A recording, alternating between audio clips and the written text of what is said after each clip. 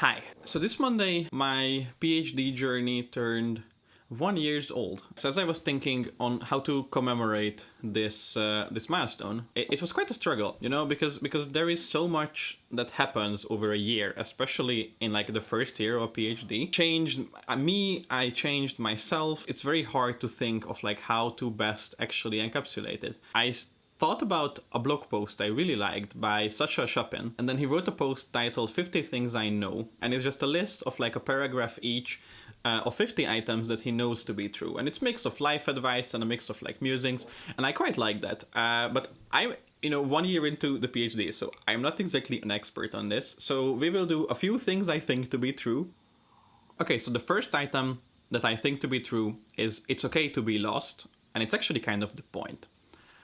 Now, why I say this is that because when you start out a PhD, you have all this energy and this drive and this curiosity. Everyone does. Otherwise, you would not start a PhD.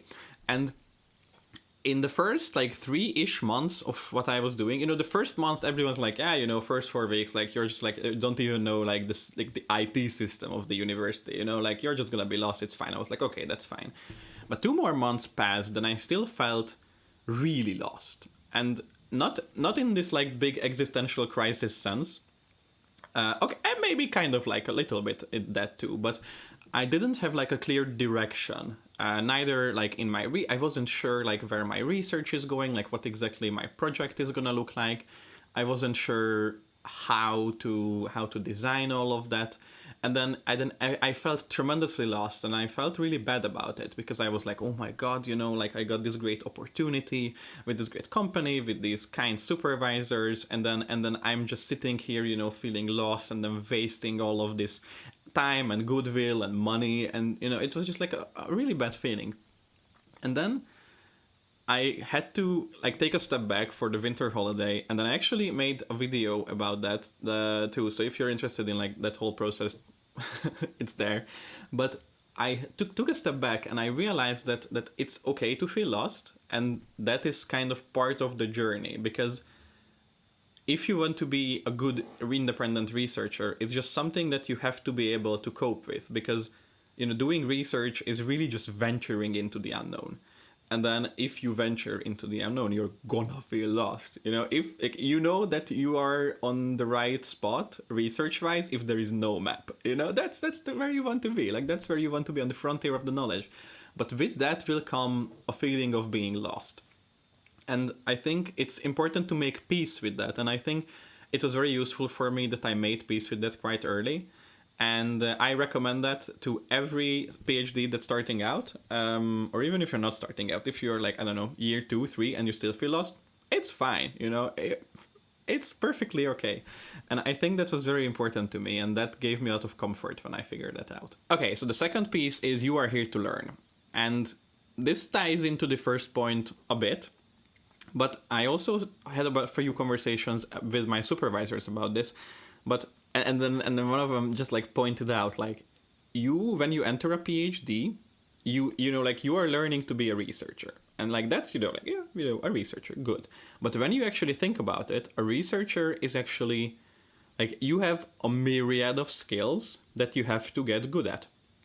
And I also think I made a video about this earlier, like about this whole you are here to learn idea, so I won't go into too much detail. It ties to the first one because you will expect yourself to be good at everything on the first try because, again, a heavy self-selection in this characteristic with PhDs.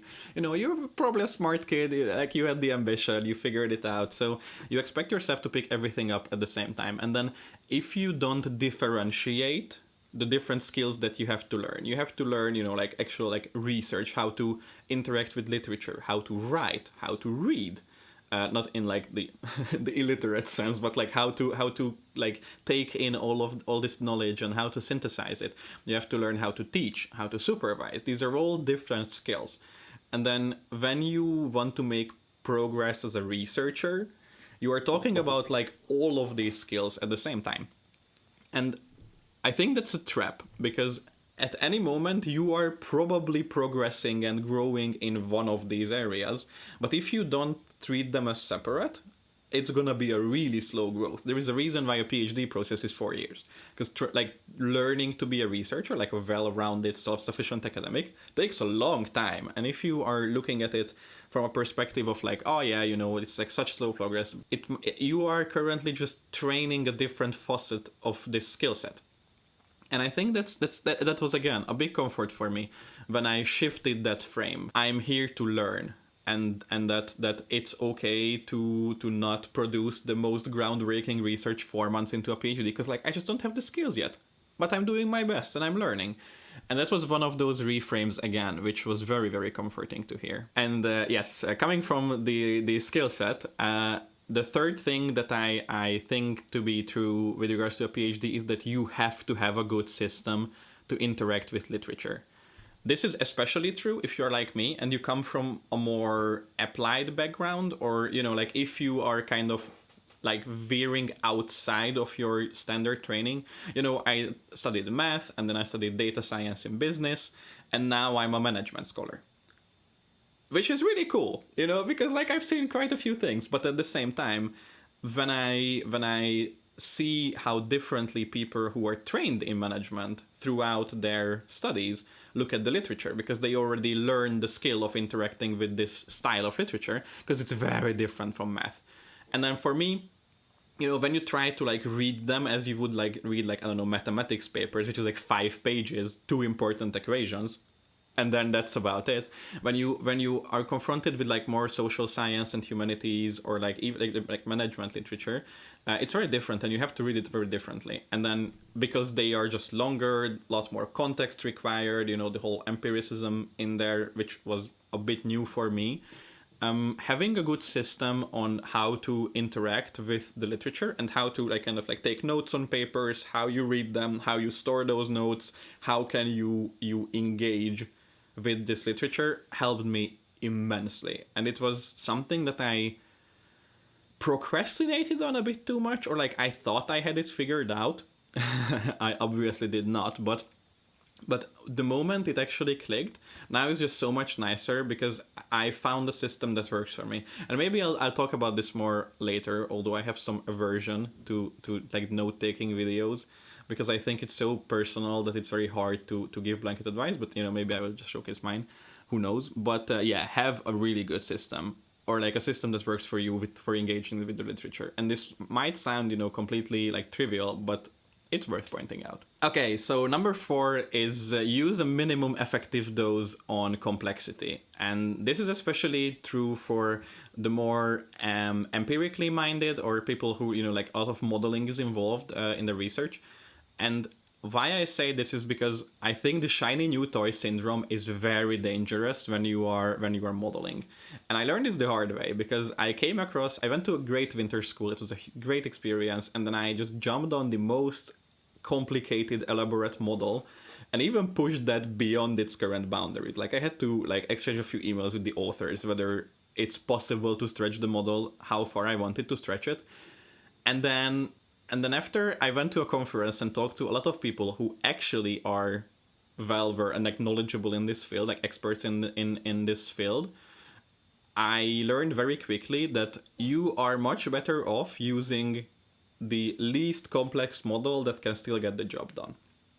And the reason for that is that you have to start bottoms up. Like take the most basic model and then figure out where it is insufficient for your purpose, and then find the model that does just that, not more than that.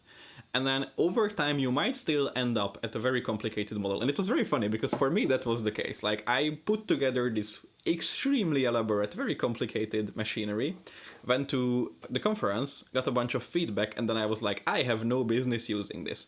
And I stripped the whole thing, and I went back to the drawing board, and I started from like the most simple model, and then I started adding layers of complexity as my theoretical foundation needed it. And then at the end of the day, I got pretty close to my first model, not as complex, but quite close. And then my supervisor was laughing like, haha, so much for complexity. And I was like, no, because now every layer of complexity I added, I can explain. And I have a solid theoretical foundation, a solid thought process behind it. and that helped me immensely in actually making this a digestible experience, and really like think about modeling in a way that is more productive. So I highly recommend starting with the minimum effective dose, figure out where that breaks, and then just add step by step to it, kind of like graduate into this complexity that is involved in modeling. Whew. You know, it's a long video when I switch beverages in between. God damn. I lost how where we are. Okay, so point number 5 is don't try to do multiple things at once. And this is very funny because I talked to all my colleagues, because our school started a lot of new PhDs over the last year. And I talked to everyone, and when I listen to people's research, now, like people who started like 6 months after I did, you know, so who I have like 6 months of an advantage on, I hear the same thing that I thought when I started off, which, you know, like everyone wants their first study to be this like absolute like showstopper, groundbreaking magnum opus of a paper that addresses this many research questions and gaps and innovation and everything.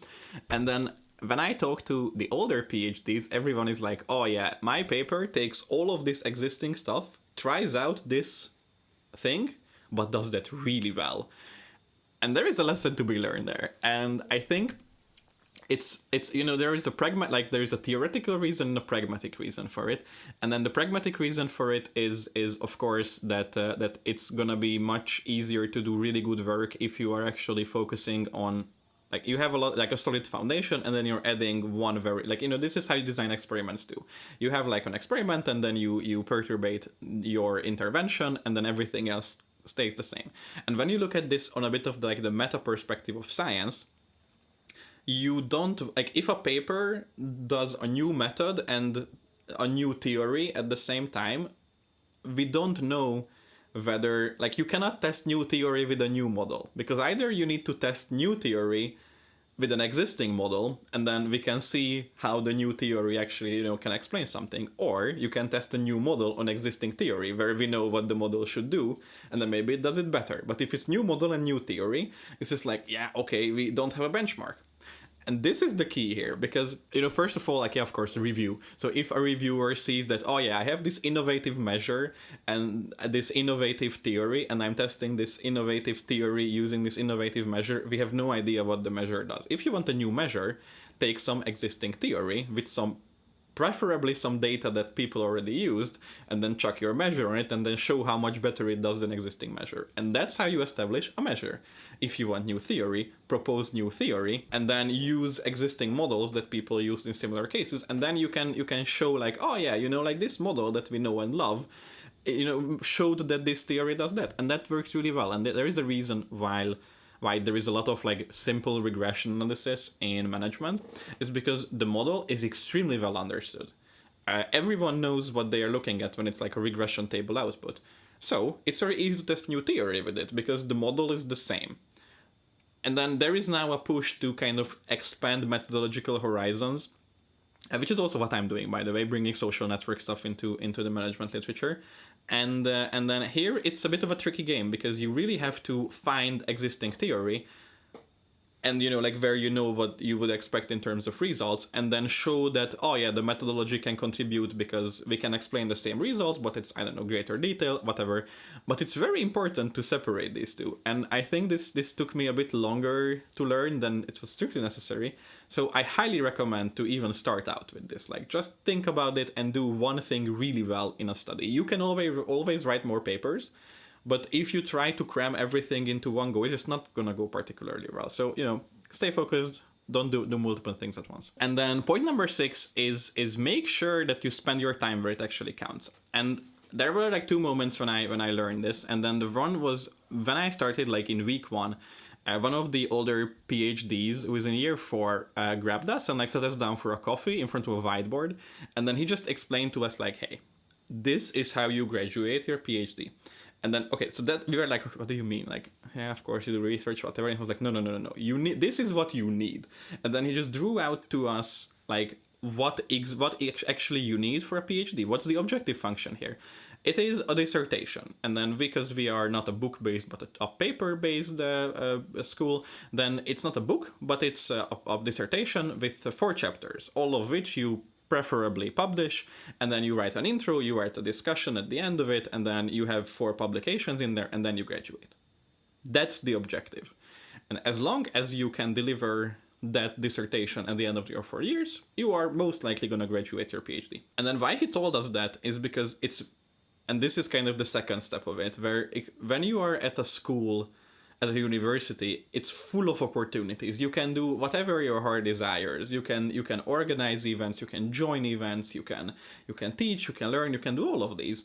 But you have to keep in mind, like, what is it that actually gets you closer to finishing the PhD? And that is chapters in the dissertation. And for me, this was a very stark realization, because we have an annual review in the summer in our faculty. And then, of course, as PhDs, we also got that. And then for that, we also had to kind of summarize our year of progress. And that was really hard for me, because I found that I did so many different stuff. Like, I was active here and this committee and that, and organized this, and I joined that and that.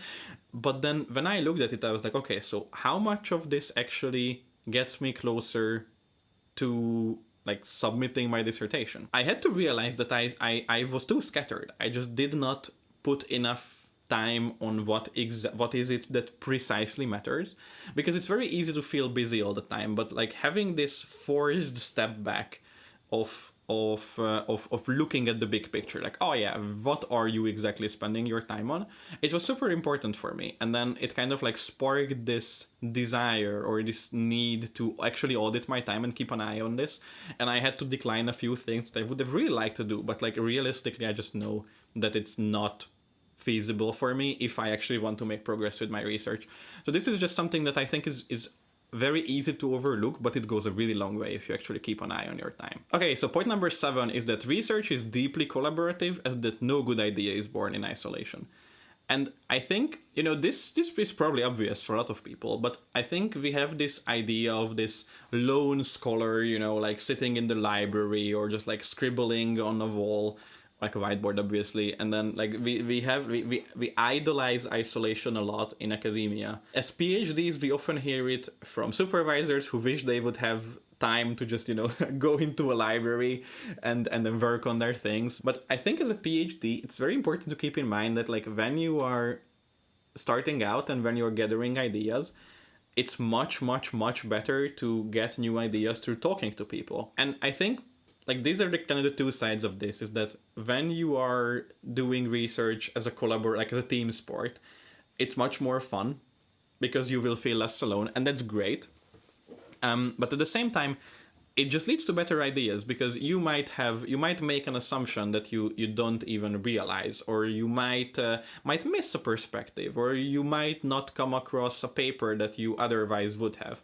And then I had a really funny experience of this, because I just ran into a prof at the cafeteria grabbing a coffee, and I was a bit of a hurry, and he was in a bit of a hurry. I was like, let's talk research for 2 minutes, and then he asked me to give a sales pitch of what I'm working on. And then I gave him the sales pitch and was like, oh, actually, an old colleague of mine from my previous university worked on exactly this and did a huge systematic literature review.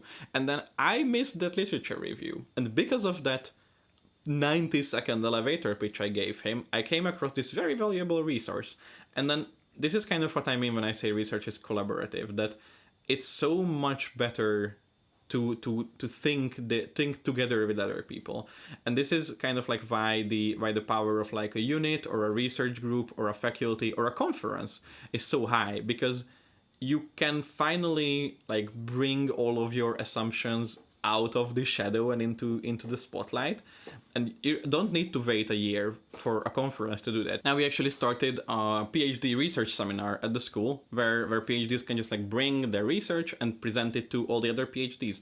And then here you might even be outside of your expertise, but if the question is a bit more generic, oh, how would you do this? Or oh, I have this issue, then any other other PhDs can help you with that. And then this is kind of operationalized. It's almost like a mini conference, and I know a lot of units already do this, a bit of a research update seminar, which is amazing, just having people to talk your research over with. And it's so much better. So no idea is born in isolation. Research is a team sport. Go talk to people. And then the final point number 8, is start writing before you're ready. And where this comes from is that now I have a paper deadline by the first week of January. Because it's for a conference submission and it's a full paper, so it's gonna have to be like a fully developed paper. And then I didn't start writing. I like felt a lot of resistance towards writing, and I asked my supervisors like, hey, what do I do, you know? And then they just told me like, just start typing whatever, and they gave me a few exercises. I'm gonna make a video about like exactly what they told me because I think it deserves its own video, but I felt like I wasn't ready to write, but through writing, I actually discovered what I was thinking, and really starting writing early and then continuously refining it is just a very, very, very helpful exercise because nothing is scarier than having a blank page. And you know, I take a lot of notes, and even then, like when I just like made a new note and titled it draft paper, it's terrifying. But if you just like, you know, mess it up, and I do that with every notebook. When I get a notebook, I just like mess up the first page. I doodle something on it or whatever, and then that removes the pressure of the, you know, completely blank and unscathed notebook. And you have to do this with papers. You just have to get like a shitty first draft out of there. If it's not a first draft, like just a few words or something in there to enable you, because you will think through the problems through the writing process and not the other way around, because like you just can't do it all in your head.